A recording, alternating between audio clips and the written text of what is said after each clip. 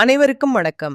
இந்த வீடியோ பதிவில் பாட்டாளி மக்கள் கட்சியின் கோட்டையான பென்னாகரம் தொகுதி இந்த தேர்தலில் யாருக்கு சாதகம் என்பதை பற்றி பார்க்கலாம். தருமபுரி மாவட்டத்தின் முக்கியமான தொகுதிகளில் ஒன்றான பென்னாகரம். இந்த தொகுதியில் வன்னியர் சமுதாய வாக்குகள் மிக அதிகம். எனவே பாட்டாளி மக்கள் கட்சி இங்கு ஒரு பலமான சக்தியாக திகழ்கிறது. திராவிட கட்சிகள் ஆதரவு இல்லாமலேயே பாமகவால் வெற்றி பெறக்கூடிய தொகுதி பென்னாகரம். ஆனால் இம்முறை பாமகவில் ஏற்பட்ட பிளவால் இந்த தொகுதி என்ன ஆகும் என வன்னியர் சமூக மக்களிடையே அதிர்ச்சி இருக்கிறது. தொகுதியின் தற்போதைய எம்எல்ஏ ஜி.கே. மணி அவர்கள் மருத்துவர் ராமதாஸ் அணியில் உள்ளார். இவர் இதற்கு முன்பும் 2 முறை இந்த தொகுதியின் எம்எல்ஏ-ஆக இருந்துள்ளார். இந்த தேர்தலிலும் இங்கு போட்டியிட அதிக வாய்ப்பு உள்ளது.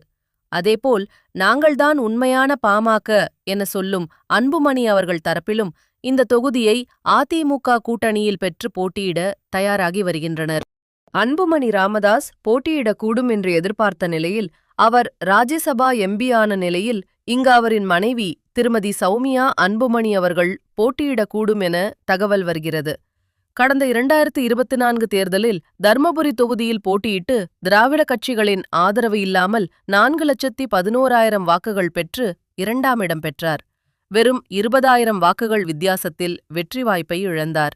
ஆனால் பென்னாகரம் தொகுதியில் இவர் பெற்ற வாக்குகள் சுமார் 76,000. திமுகவை விட சுமார் 12,000 வாக்குகள் அதிகம் பெற்றார்.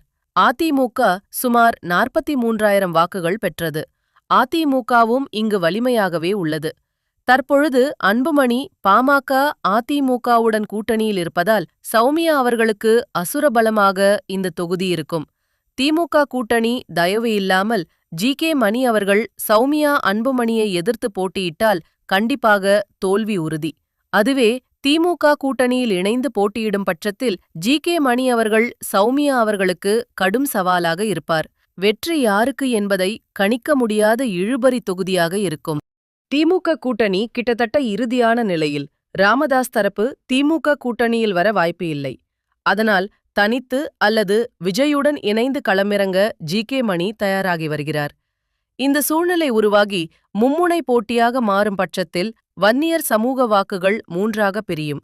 இதனால் வன்னியருக்கு அடுத்தபடியாக பெரும்பான்மையாக இருக்கும் எஸ்.சி. சமூக வாக்குகள் வெற்றியை தீர்மானிக்கும். அதன்படி வி.சி.க. கூட்டணியில் இருப்பதால் எஸ்.சி. சமூக மக்களின் வாக்குகள் திமுக நோக்கி நகரும். அது திமுக வெற்றிக்கு வழிவகுக்கும். தற்போதைய சூழலில் மாம்பழம் சின்னம் அன்புமணி அவர்கள் தரப்புக்கு கிடைக்க வாய்ப்பு இருப்பதால் வன்னியர் வாக்குகள் மற்றும் அதிமுக கூட்டணி பலத்தால் சௌமியா அன்புமணி அவர்கள் பென்னாகரம் தொகுதியை கைப்பற்றி சட்டசபை செல்வதற்கு அதிக வாய்ப்பு உள்ளது. இந்த வீடியோ பதிவை பார்த்தமைக்கு நன்றி. மீண்டும் மற்றொரு வீடியோ பதிவில் முக்கிய அரசியல் நிகழ்வை விவாதிக்கலாம். சேனலை மறக்காமல் சப்ஸ்கிரைப் செய்யவும். நன்றி.